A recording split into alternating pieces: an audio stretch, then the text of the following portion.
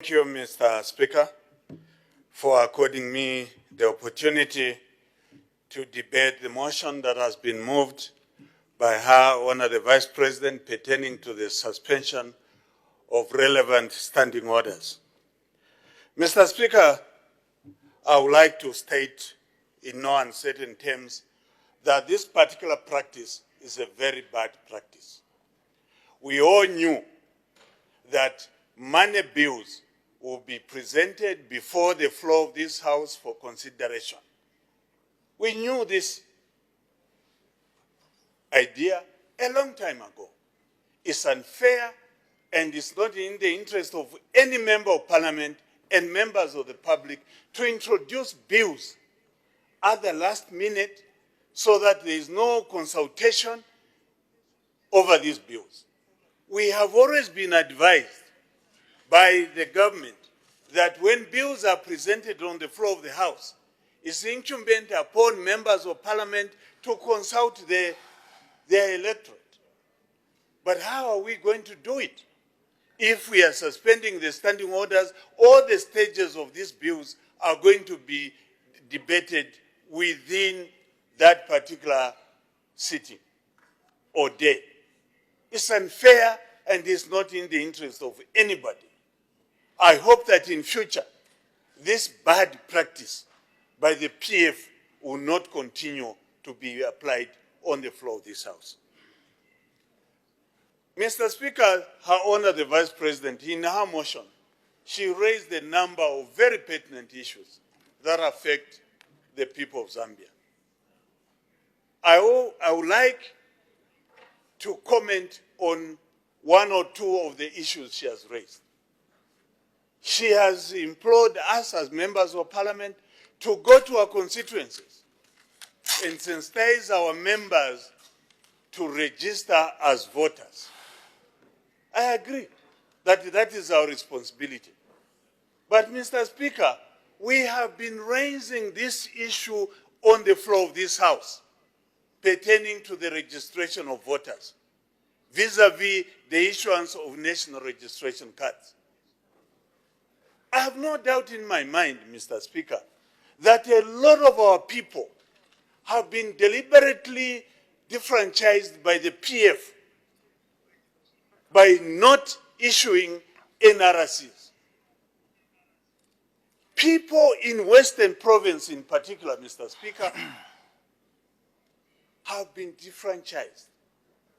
The mobile registration, issuance of registration cards did not reach 50% of the areas that were targeted in Western Province.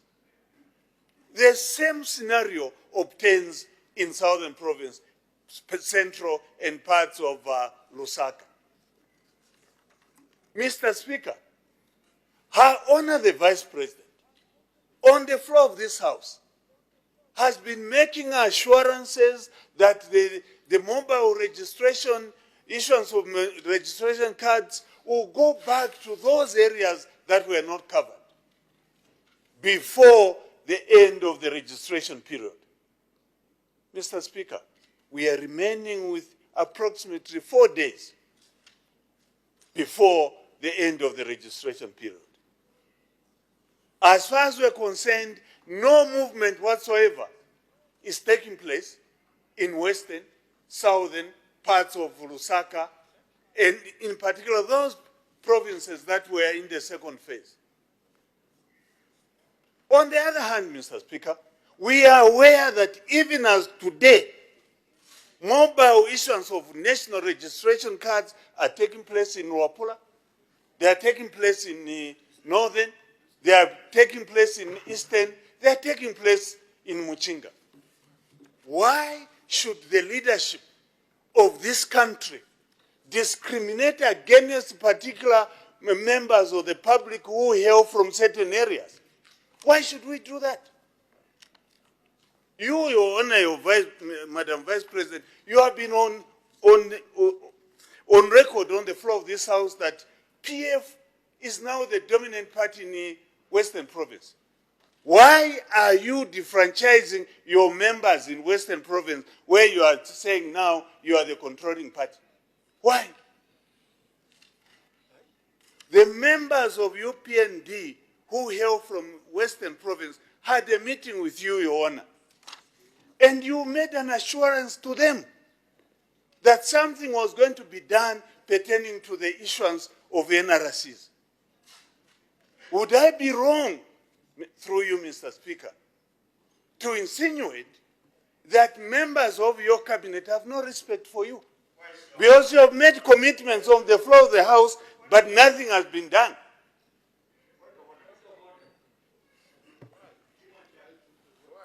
Mr. Speaker,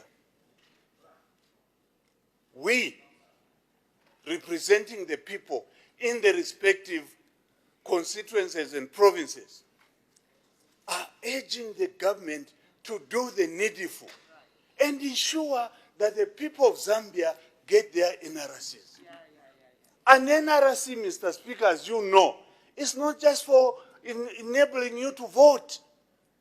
It's an identity document which identifies you to be a Zambian.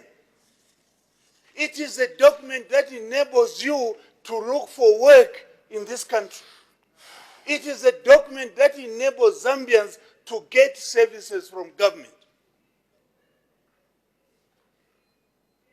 What can we interpret, Mr. Speaker, the decision by government to deliberately defranchise and deliberately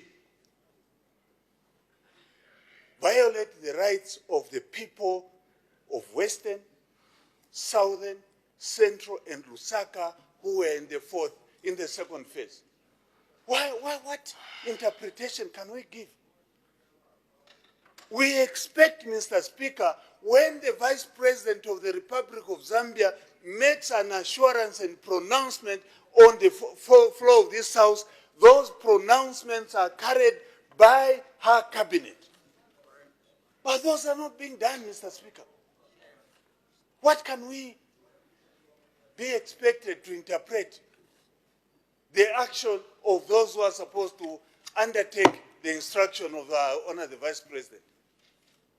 Her Honor the Vice President is the second most important person in this country in terms of governance.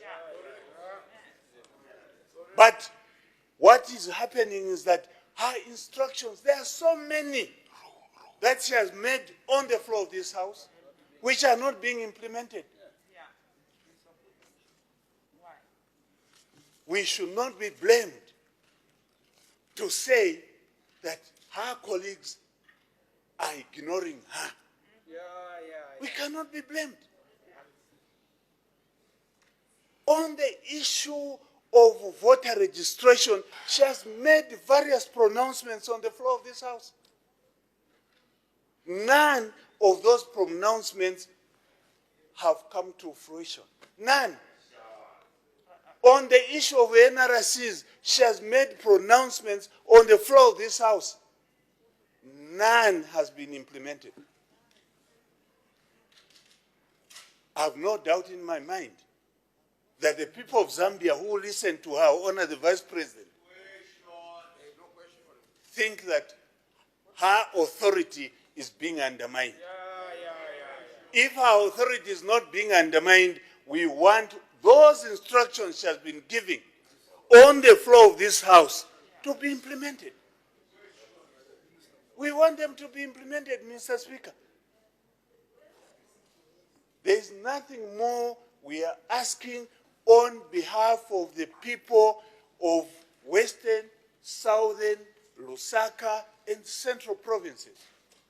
The registration of the issuance of registration cards were discarded within 5 days of its being extended.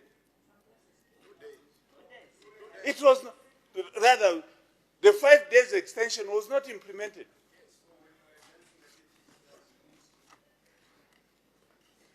Mr. Speaker, there is one person who denies us the right to see his nakedness in Kabwe over the 4 term. Honorable Leader of Opposition, withdraw that statement. I withdraw the term, Mr. Speaker, that he denied us the right to see his nakedness, as promised over Bill 10. I withdraw it.